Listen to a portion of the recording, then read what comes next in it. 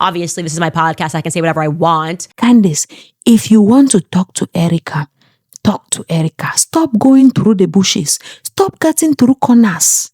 If you want to talk to Erica, talk to Erica. Stop cutting the bushes and calling USA turning point. No. Talk to Erica, Candace. Okay, fine. I did it so you don't have to. I watched Candace Owens' full episode so you don't have to. So now let me craft that 1 hour segment into a few minutes. In this episode, we had one innocent person, one person of interest, one person in danger, and two more people who are suspicious. The first thing is, there are few people I want you to note for this episode. I want you to note Tyler Robinson. Of course, he's very popular. Everybody knows him. I want you to note Phil Lehman, who is going to be very important. He's a politician who Candace Owens sees is a very interesting character because he's acting suspicious. I want you to also note an informant called Nick. That informant is Candace Owens' informant who has been like a foot soldier for her, running point and finding her information. And I also want you to note Mike Mitchell. Mike Mitchell is the person who allegedly helped Robinson's family to turn him into the police. And I also want you to note who Nate Bruceby. Nate Bruceby is the police chief who reported the entire thing. Now, let's get into it.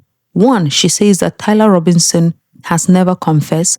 He has not confessed to this crime. He is very confused and very shocked about the allegations. That the only reason he turned himself in is because this guy called Mike Mitchell had called Robinson's family and told the family that the footage or the pictures of the person who is alleged to have killed Charlie Kirk looks like Tyler Robinson. So he advised him to come in peacefully so that the SWAT team or the people coming to arrest him will not come in a random way and hurt him in the process. So Tyler Robinson came in and turned himself in, not like he's coming to confess to a crime, but just to come and clear the air. Like, hey, I'm here just to say that image out there is not me. I don't know what is going on. Also, yes, that gun is his gun, but the reason he owns the gun is because it is a family heirloom. It is not like he is an enthusiast of guns. He doesn't like gun and hunting like that. He rather enjoys fishing. Another thing you should note is that Tyler's family did not know, his father did not know that he is currently gay. So he had been telling them, oh, I have a girlfriend, I will show you. But according to Candace Owens and her informants or sources, the guy had not come out to his family. They did not know. So they were very shocked as they discovered it online that the guy is gay. Another thing that she made clear is that the reason why Tyler was around the campus where the shooting took place is because he was around that place, but he has never stepped foot into the campus. He has never been in the Utah Valley University. He was accepted into the Utah State University, but not the Utah Valley University. He has never stepped foot in there. The reason he was around is probably explained by the fact that he was found on a camera or a picture that was showing him at a Dairy Queen or stopped by a place to eat. So the reason he was there, maybe he was just having a grab to eat, and then someone took a picture of him.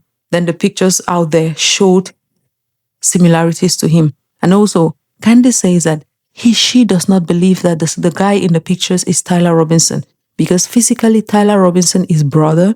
Tyler Robinson has thicker lips. Candace, I don't know how you noticed his lips, but that's besides the point. And Tyler Robinson is shorter than the guy who is in those pictures. So it couldn't have been Tyler Robinson. Another thing she said is that Tyler Robinson is not suicidal. He has never been suicidal. And that is one thing that she kept saying, that there is a lot of misrepresentation of the guy, especially when it comes to the police guy. The next person who I said you should pay attention to, Nate Bruceby. Nate Bruceby made a statement saying that he was contacted by a friend who has worked in the police force for a long time. But then Tyler Robinson came in because he wanted to avoid all the shenanigans and getting hurt during the process. And he's not suicidal. Then the next minute, the Nate Bruceby says again that, oh, Tyler Robinson is suicidal, so he is not coherent with his words and his statements, which makes Candace especially suspicious of his behavior. Another reason why Candace finds Nate Bruceby very suspicious, in fact, she says that she doesn't like his vibe. It's his vibe, okay? He's walking in a very weird way. She doesn't like the way he breathes. Oh, you think I'm exaggerating? I knew it. I just knew. Thank God I have this footage. Please play it. By the way, Brooksby, I don't like the way he's moving. I don't like the way Nate Brooksby is breathing. I got to be honest with you. It's a vibe. Now that you've heard her, she doesn't like the way he breathes. She doesn't enjoy his vibe, okay? So why is that? Because he is changing his words. And another reason is because he had too much explanation for how the call between him and Michelle happened. And another person I told you to pay attention to was Mitch Mitchell, right?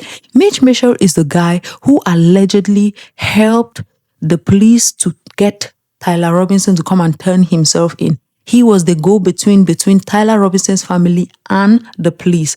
But then the Nate Bruceby, who is a police chief, was doing everything possible to hide the identity of Mike Mitchell, which is something that she did not appreciate at all, which is why she is very frustrated when it comes to Nate Bruceby, the police chief.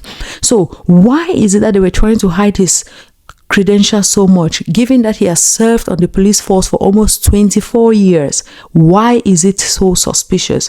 And another problem that she had, another thing with Nate Bruceby, is that Nate Bruceby, when he was asked how long ago did Mike Mitchell retire from the police force, Nate Bruceby said Mike Mitchell retired 3 years ago. But then she has evidence that showed that Mike Mitchell actually retired just last year, 2024.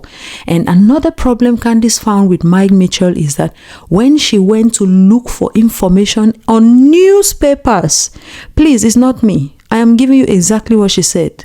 I don't want to hear nonsense. On newspapers, she couldn't find any information on newspapers about him, and that is very suspicious to her. And that is why she now has a big question mark on Mike Mitchell, and she is trying to contact to get information, and she doesn't like that vibe.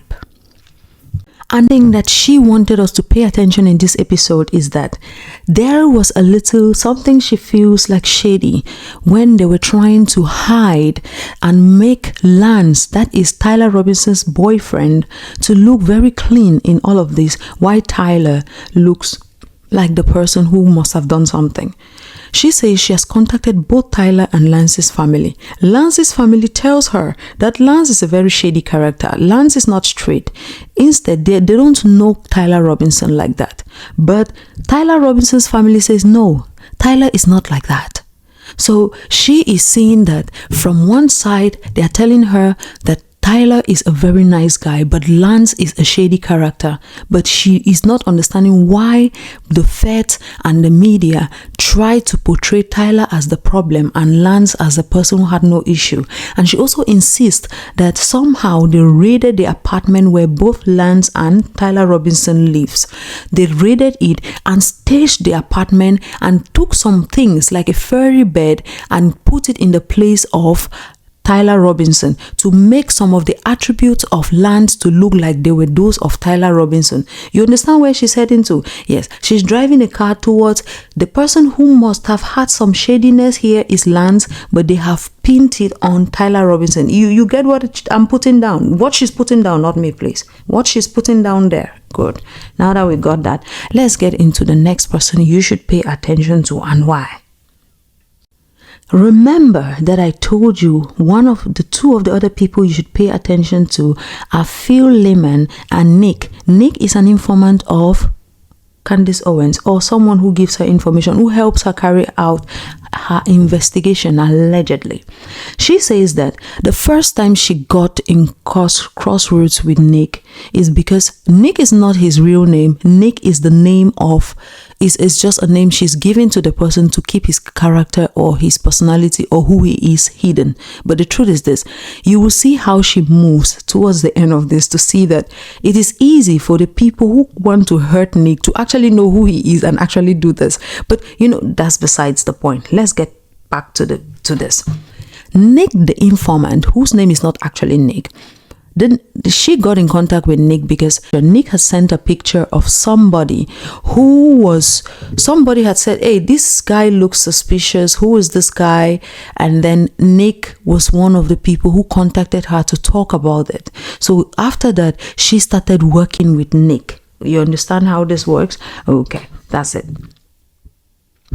Nick gave her the tip about the guy in the sunglasses. So now, during the time she was talking with Nick, it so happened that Nick is also working with someone called Phil Lehman. Phil Lehman is someone who is trying to run for governor, okay? And he is a politician, very important person. So Nick, the Nick guy whose name is not Nick, is someone who really adores this Phil Lehman as well. So he is very enthusiastic to do anything to help him. And Nick is also a huge fan of Candace Owens and will do anything to help her too. That is the way she puts it. Please leave me alone. I'm just giving information according to the source. She says that, now let's lay the groundwork for you. This guy, Phil Lehman, one, he says he was around with Charlie Kirk just before Charlie Kirk went on stage when the terrible incident happened. Also, the guy says he was around the area, not far away when it happened, and he was even talking about some two girls who he said were not apparently shook or scared, according to his view, from when the thing happened. So Candace putting together 1 and 2, she's not seeing how this is correlating, because if you were just with the guy before he went on stage, how could you have also been just far away also, or not too away when the thing actually happened? So according to Candace, so now this is how this thing got very interesting. Candace watched a footage where this Phil Lehman guy says that he drove in just 19 minutes just before the shooter. There's a footage where the shooter was walking around a certain neighborhood. And this Phil Lehman says he drove in and parked in front of his aunt's or someone's home just before that guy passed. And then Candace, on investigating, realizes that 12 houses on that particular neighborhood belongs to Phil Lehman's family. And also, there is an interview of a lady who had 2 girls she was complaining about in the previous episode. Those 2 girls who were talking, and Candace did not feel the vibe also. That interview, she said when she contacted the lady and asked her, hey, how did you get this interview? Is it like you posted something extraordinary that the media was interested in you? The girl said, no, the person who linked me up to this interview was Phil Lehman. She didn't put 2 and 2 together then. She just let it go. Also, now she realized that this guy also drove in, and then just 90 minutes later, the person who did the act passes. Also, when she contacted Stephanie and Phil before asking about certain things, they kept pointing her to investigate Governor Cox, who is someone who is gay friendly and more liberal friendly. And so she feels like they're trying to feed her information into investigating Governor Cox, but she feels like there is something they are trying to bait her away from. Also, she says that all the footage and all the things, the tips that kept coming up whenever they were investigating the issue of during the events that happened on that day, most of the people who had the tips about that thing, they had relationships with the military and something like that. So someone else gave her a tip. Someone else gave her a tip about another shooter who was with a woman. And then Phil about another shooter who was with a woman.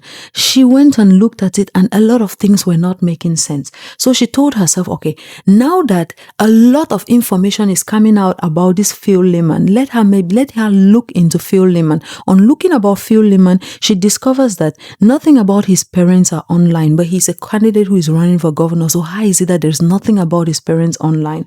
So she contacts Nick, her informant. Remember, Nick had called her, and Phil Lehman was someone who is around Nick. So she knows that Phil Lehman is somehow linked with Nick, because Nick is someone who takes Phil Lehman as a role model, very inspired by him. So she contacts Nick and say, hey, I don't know if there is a way you can ask information about, do you have any information about Phil Lehman's parents? Because I'm trying to find information about him, but I don't have. So Nick tells her, no, I don't actually know his parents. I know nothing about his parents. So she finds it very interesting that how can this kid who is so enamored by Phil Lehman doesn't know anything about his parents? How is that possible that nothing about it? Please leave me alone. I'm giving you the information as it's coming. So when she contacts the kid now says, no, I don't have it. So she goes back and asks herself, but how is this possible? She says, but let her look around again. But while she's trying to look around, next thing, this kid, Nick, again, calls her very, very much undone, very shaky, very sad and confused, and tells her that, hey, this just happened. Phil came to his house, drove in, parked, and came into his house, and he was excited, thinking that it is like maybe the guy is excited because the guy has seen his investigation on the Charlie case thing and wants to give him a job. He's running to be governor, so maybe this is something that will help him. But the guy comes in, the Phil Lehman comes into the 20-year-old house. Remember, Nick is 20-year-old and he is in the University of UVU. The guy comes into Nick's house, and Nick says immediately he noticed that the vibe is not vibing. The feeling is not giving nice. It's giving scary. It's giving, hey, strange. So Nick comes in, and Nick says, when Phil comes, Phil starts asking him, what have you been discussing with Candace Owens? Who are you saying? What are you discussing with anybody? Started asking her about Candace Owens, asking her about the investigation. And then Candace Owens says she has never been giving Nick, her informant, any information about her investigation. All she does is that she will tell him where to get something and what to do and get her information. That is according to her. So when this Phil asks Nick finds this strange and it doesn't find it normal. And then another thing that Phil says that is very eye-shaking to Nick is that he says that he's going to contact Ian Carroll. You remember Ian Carroll, the time when Candace Owens went on holiday, when she had to give birth to her last baby. Ian Carroll was taking cover for her. You remember him? Voila. That Ian Carroll with the mustache. Voila. That Ian Carroll. Ian Carroll is doing his own independent investigation according to Candace Owens. And also, she says that the guy says Ian Carroll is coming into town to come and do investigation, and he's going to take Ian Carroll and show him around. And she finds that very suspicious because the guy lives 4 hours away from where the thing happened. Candace, I don't know what to tell you. Everything happens. So when Candace hears about all of this, Candace is like, I knew there is something off about this guy, Phil Lehman. Something is not sticking to the right place. So she says, she goes back to her tip box. Just out of nowhere, she decides, oh, you know what? I have a tip box. Let me check in there. Maybe one of these people who are constantly giving me tips around the world would have sent me a tip about Phil Lehman. And then, lo and behold, when she went there, someone had told her that, hey, I think you should look more into Phil Lehman, because Phil Lehman, something is not clicking about him. And remember, please look also on his nephew. He has a nephew, Sean. This nephew has decided that he wants to trace the path that the person who allegedly did what they did to Charlie Kirk on that day, that the person, this nephew of Phil Lehman, Sean, wants to trace that same path, walk that same path. Why is he doing that? Please check into that family. So Candace goes to the child's Instagram. She sees the pictures, sees the things of how the child is doing all of those things. So she decides now, after this Nick child just told her how scared he is and how he's not feeling the vibe from his mentor. Now, she tells the child to go and ask the Phil Lehman, the guy who is trying to run for governor, ask him again, do you have any pictures or videos that prove where you were when the incident happened? Guys, you can't make this thing up.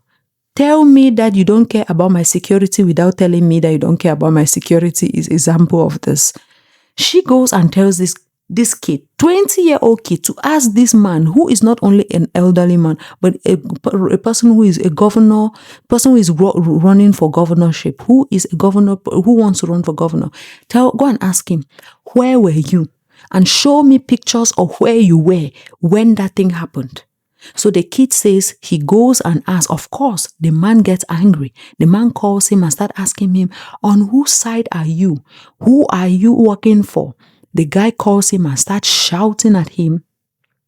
And Candace says she finds him very suspicious. And so she decides now that she is going to ask the Phil Lehman herself.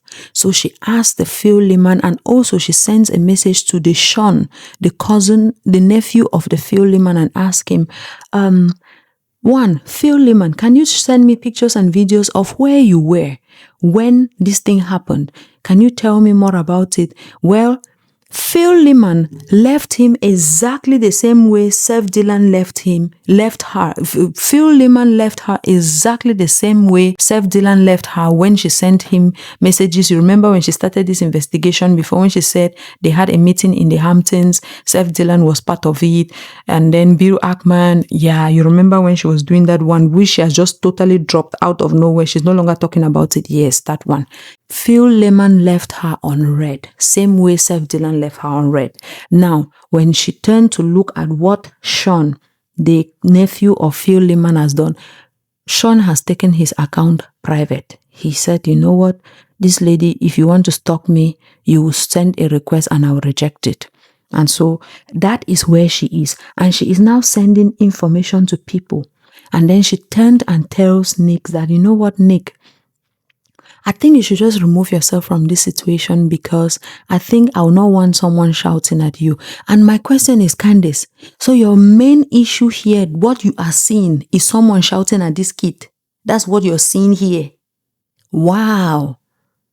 Tell me you have no sensitivity to when you're putting someone's child in danger without telling me you have no sensitivity to when you're putting someone's child in danger, Candace. Tell me that. You are very good at it. And this is the truth. If this Phil Lehman person is allegedly as troublesome or worrisome as she thinks he is, well, he knows exactly who this Nick guy is, of course, right? The public, us who don't know the guy, we have no interest in knowing anything or doing anything to him. We will still not know who he is, probably. But the person or the people who have real interest in this guy, who want to know what to do with him when they want to do with him, of course, they know him. From this explanation online, whether you called him Josephine or Joshua, they will still know who Nick is, and they will still handle him accordingly if they want to. I don't know how. If you're an informant to this lady, please be careful, because the day she wants to sell you, she will sell you for, because the rate at which she just sent this out there, it bothered me. It really bothered me how little she paid attention to the danger. I sensed a lot of danger while listening to her explain to how all of this took place between the Nick and the Phil Lehman and all of this. I was really scared for the kid, but apparently the only thing she saw is that she wouldn't want someone shouting at the kid. That is the only thing she saw. You know, it will not be a complete episode if Candace Owens does not drop shade on someone. I'm telling you something even crazier that happened. I'm talking crazy. I do want to assert here that I'm uncomfortable with the fact that despite all the friends that Charlie Kirk made, all the schmoozing that he did, presidents, right, department heads, I am the only person that is publicly demanding further investigation into his assassination. Why? It's totally rubbing me the wrong way. Something's not right here. Even Turning Point USA, they're just like, we've accepted, like, obviously there are holes in this narrative, and they're just like, we're going to just keep up his show. What is going on, actually? I just want to say that and get that off of my chest. I don't like it. It's rubbing me the wrong way. Well, in this episode, she dropped shade on Turning Point USA. And when she's dropping that shade on Turning Point USA, of course, she's indirectly dropping point on Erica, okay? Who is putting pressure on this investigation. Candace, what if the other people are doing it behind the scenes and not on a podcast or on Twitter? They could be doing it behind the scenes, but you don't know because you're not part of their inner circle. That's another thing you should pay attention to. Not everybody blasting me, like the Lord says. Not all those who call me Lord, Lord, Lord shall be saved, because not all of them believe in me, Lord, Lord, Lord. So maybe, I'm just saying, I don't know. She even went further to say, even Turning Point USA is quiet. I know what she's talking about is even Erica is quiet, because Erica is now the CEO of Turning Point USA. Candace, if you want to talk to Erica, talk to Erica. Stop going through the bushes. Stop cutting through corners. If you want to talk to Erica, talk to Erica. Stop cutting the bushes and calling USA Turning Point. No. Talk to Erica, Candace. Mama. Well, you asked for it, and here is a rundown of everything in her previous episode. So like we've said, the people you should pay attention to: Tyler Robinson, Phil Lehman, Nick, allegedly the name is strange. You need to pay attention to Nate Brosby and Mike Mitchell. Now, according to this episode, Tyler Robinson is innocent. According to this episode, Phil Lehman is somebody that is a person of interest, okay? According to this episode, Nick, whose name is not Nick, who is her informant, is in danger. And according to this episode, Mike Mitchell is another suspicious person in Candace's book, and also Nate Brosby. So in this episode, we had one innocent person, one person of interest, one person in danger, and two more people who are suspicious. Until next time. See you tomorrow for our next episode. Bye.